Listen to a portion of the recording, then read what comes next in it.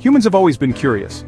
From the dawn of civilization, we've gazed at the stars, seeking answers to the mysteries of the universe. We look up at the night sky and wonder, what lies beyond those twinkling lights? What secrets do they hold? How did all this begin? How did our sun, the moon, and all the planets come to be?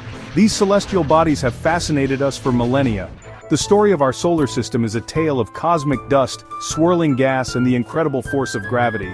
It's a story of creation and transformation. It all started billions of years ago, in a time when the universe was still young and full of potential. Imagine a vast cloud of gas and dust, much bigger than you can imagine, floating in space. This cloud was a chaotic mix of particles, waiting for the right moment to come together. This cloud, called a nebula, was the birthplace of our solar system. Over time, gravity began to pull the particles together, creating the sun and the planets we know today. The nebula wasn't just sitting still, it was a dynamic, ever-changing cloud of gas and dust, floating in the vast expanse of space. Something happened that caused the particles within the cloud to pull towards each other. This could have been a nearby supernova explosion or some other cosmic event that triggered the collapse. This force, which makes everything in the universe attract everything else, is called gravity.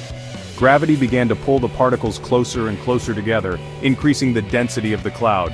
As more and more particles clumped together, the center of the cloud got denser and hotter. The temperature at the core began to rise dramatically. Over a very long time, the center of this cloud became so hot and dense that it ignited. This ignition marked the birth of a new star, a process that can take millions of years. A star, our very own sun, was born. This new star began to shine brightly, emitting light and heat into the surrounding space.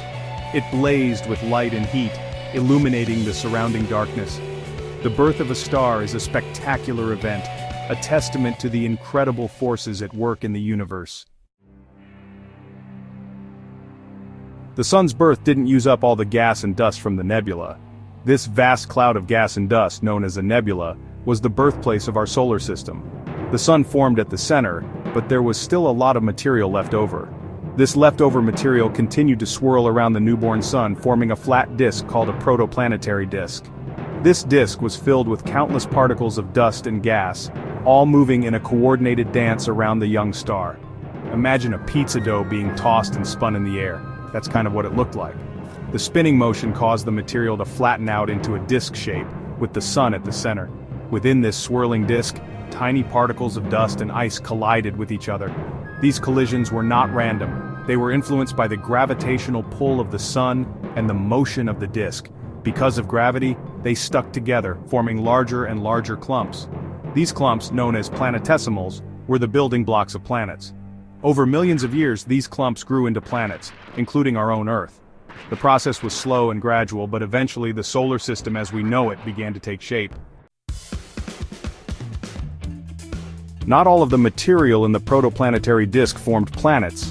Between Mars and Jupiter there's a region called the asteroid belt, filled with rocky remnants from the solar system's formation. Even farther out, beyond Neptune, lies the Kuiper belt, a region of icy bodies and dwarf planets. Our solar system, a collection of planets, moons, asteroids, and comets, all orbiting the sun, is a truly amazing place. And the more we learn about it, the more we realize how much more there is to discover.